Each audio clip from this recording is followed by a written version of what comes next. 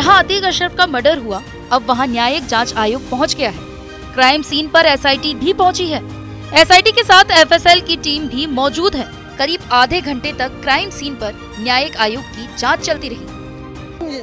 Scene जो recreate हो रहा है उसमें देखिए आपको दो शख्स दिख रहा होगा, और जिस तरीके से अतीक और अशरफ, जिस दोनों को यहाँ मेडिकल के लिए कॉल्विन अस्पताल लाया गया था, दोनों ने अपने सर पर गमछा बांध रखा था, उसी तरीके से दो लोगों को यहाँ लाया गया। बिल्कुल उस दिन 15 अप्रैल रात 10:30 के आसपास जो घटना हुई थी, उसी तरीके से सीन को रिक्रिएट करने की कोशिश की जा रही है।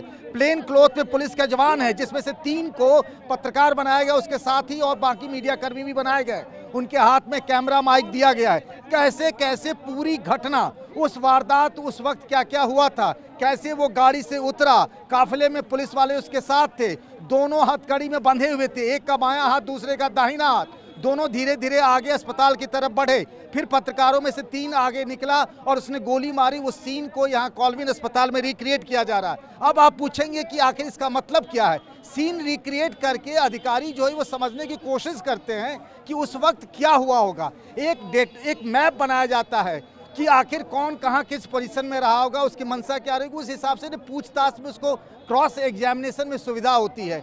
इसीलिए सीन रिक्रिएशन का बहुत बड़ा महत्व होता है इस तरह के बड़े अपराधों में।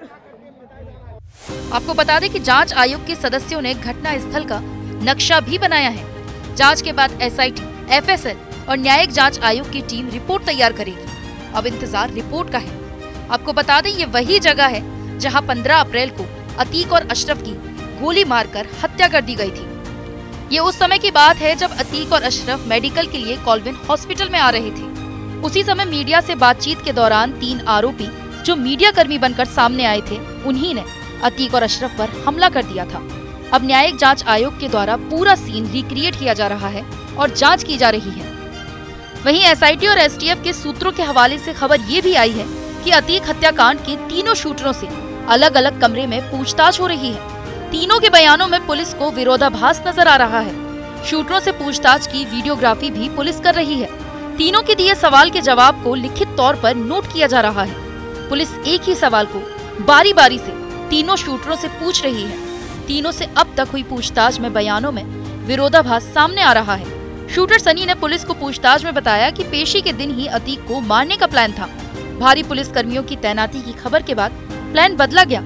जांच में पता चला हत्यारे किसी भी तरह से मास्टरमाइंड का नाम नहीं ले रहे हैं। गोगी गैंग से हत्यारों के कनेक्शन की बात पूछताछ में सामने आई है। हत्यारों से अब तक हुई पूछताछ में जो बयान सामने आए हैं, उस पर पुलिस और एसआईटी दोनों को यकीन नहीं है।